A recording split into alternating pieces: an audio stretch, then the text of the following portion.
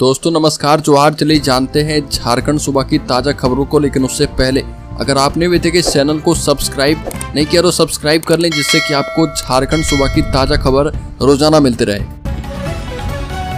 सबसे पहली खबर, 527 उम्मीदवारों को मुख्यमंत्री ने सौंपा नियुक्ति पत्र।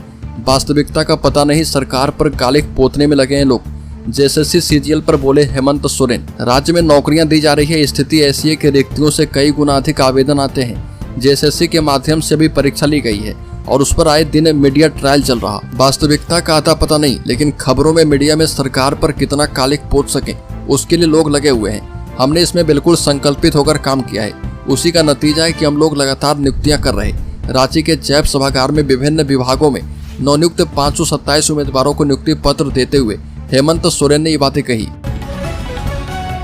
अगली खबर, झारखंड के 18 जिलों में बारिश का ऑरेंज अलर्ट। आकाशीय बिजली गिरने की भी आशंका। बता दें कि झारखंड के 18 जिलों में भारी बारिश हो सकती है। मौसम विभाग ने इसको लेकर ऑरेंज अलर्ट जारी कर दिया है। इतना ही नहीं, विभाग का कहना है कि अगले कुछ दिनों तक मौसम साफ नहीं होने वाला। राजधानी रांची में भी बारिश के आसार हैं। जिन जिलों में भारी बारिश की बात कही गई है उसमें देवघर, धनबाद, दुमका, गिरिडीह, गोड्डा, जामताड़ा, पाकुड़, साहिबगंज, पलामू, गढ़वा, चतरा, कोडरमा शामिल है।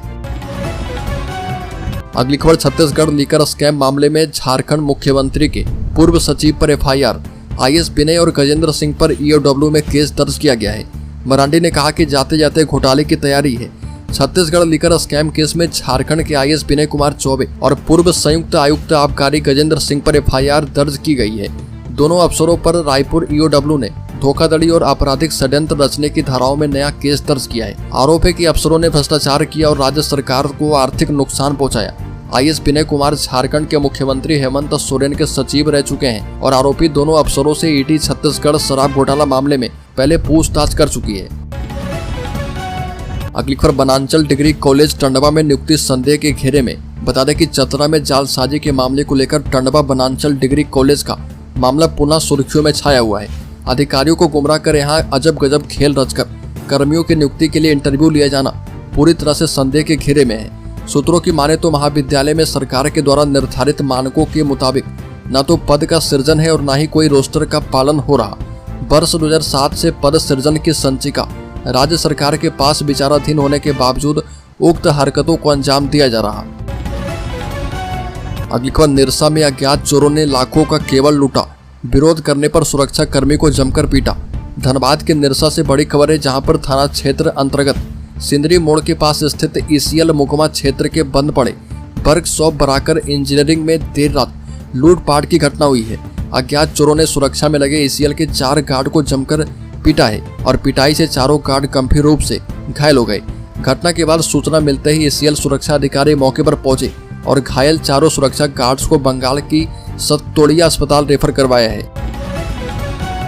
अगली खबर, मिथिलेश ठाकुर ने कहा कि वोट लूटने वाले के चक्कर में नहीं पड़े, बंद कर देगा सब योजना।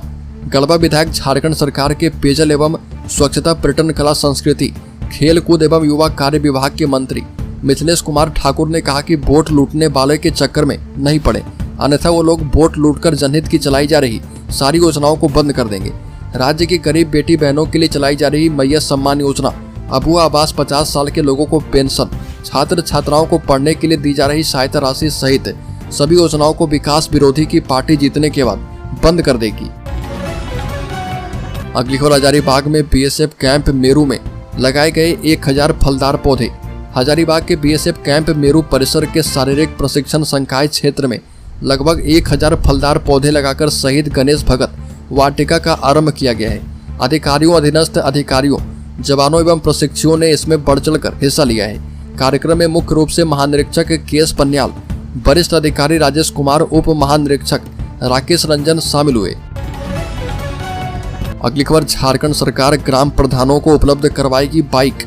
डॉक्टर इरफान अंसारी का बड़ा बयान। बता दें कि जामताड़ा के दुलाडी में सभी ग्राम प्रधानों को पगड़ी पहनाकर सम्मानित किया गया और समारोह में ग्राम प्रधानों ने अपनी समस्याओं को विधानसभा अध्यक्ष एवं मंत्री के समक्ष रखी।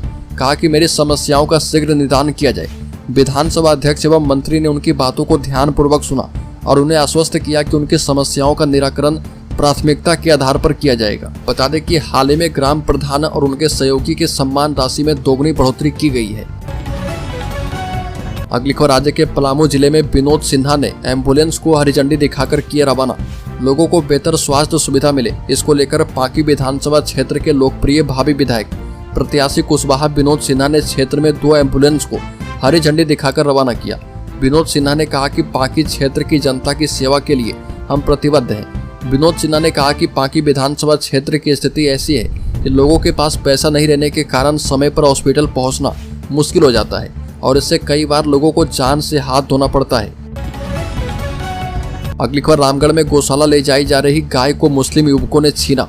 बता दें कि रामगढ़ जिले के गोला प्रखंड से गौशाला के लिए ले जाई जा रही गाय को मुस्लिम युवकों ने छीन लिया और ये वारदात रजरप्पा थाना क्षेत्र के बाजार टांड इलाके में हुई है।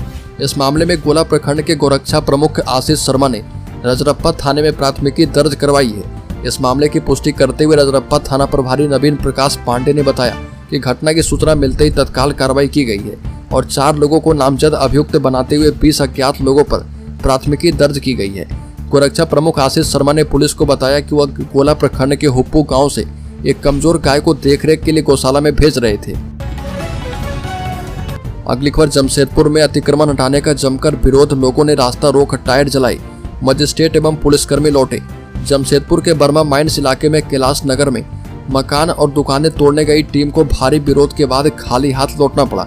अतिक्रमण हटाने वाले टीम को रोकने के लिए लोगों की भारी भीड़ सुबह से ही लाल बाबा फाउंड्री के पास ट्यूब डिवीजन गोल चक्कर पर जमा हो गई थी। इस दौरान वहां भारी संख्या में मौजूद स्थानीय लोगों और व्यवसायियों ने वज्र वाहन, मजिस्ट्रेट और पुलिसकर्मी को रोक दिया और वो मांग कर रहे थे कि उन्हें हाईकोर्ट जाने और वहां से राहत पाने के लिए मौका दिया जाए।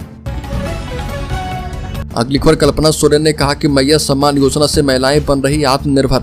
जोगसलाई विधानसभा क्षेत्र के बोड़ाम में मैया सम्मान यात्रा का आयोजन किया गया, जिसमें मुख्य अतिथि के रूप में झारखंड सरकार की मंत्री बेबी देवी और वरिष्ठ अतिथि के रूप में मंत्री दीपिका पांडे सिंह और मुख्यमंत्री हेमंत सोरेन की पत्नी विधायक कल्पना सोरेन शामिल हुई।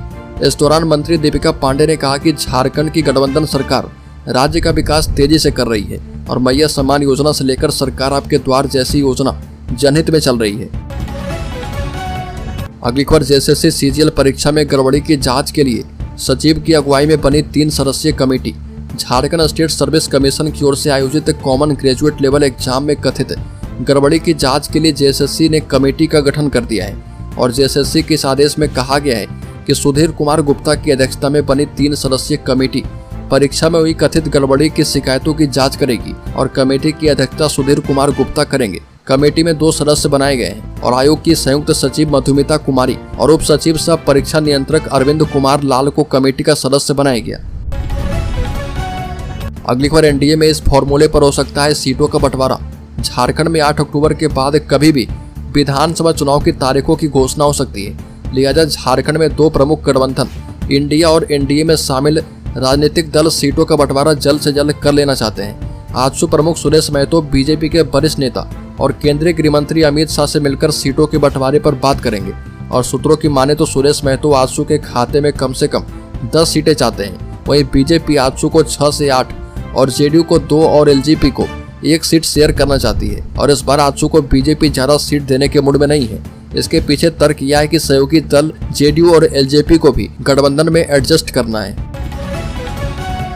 अगली खबर कल्पना सोरेन ने कहा कि विपक्ष चाहे जितना जोर लगा ले उनकी यहां पर नहीं चलने वाली। मुख्यमंत्री हेमंत सोरेन की पत्नी और गांडी विधायक कल्पना सोरेन ने कोल्हान में मैया सम्मान यात्रा की शुरुआत जमशेदपुर के कदमा उलियान स्थित शहीद निर्मल महतो की प्रतिमा एवं समाधि स्थल पर माल्यार्पण एवं नमन करके किया है। कल्पना सोरेन ने कहा कि अलग झारखंड राज्य का गठन यूं ही नहीं हुआ था, बल्कि अलग राज्य को बनाने के लिए कई लोगों ने अपने प्राणों की आहुति दी। मैं उन अमर शहीदों को नमन करती हूँ, उनके त्याग बलिदान को यूं ही व्यर्थ जाने नहीं दिया जाएगा। अबुआ दिसुम रे अबुआ राज को स्थापित करने का सपना देखा था, लेकिन यह भाजपा उनके सपने को चकनाचूर करने पर तुली है। अगली खबर झारखंड में बीजेपी के पास मुद्दों की कंगाली। कांग्रेस सांसद सुबोध कांत सहाय का हमला।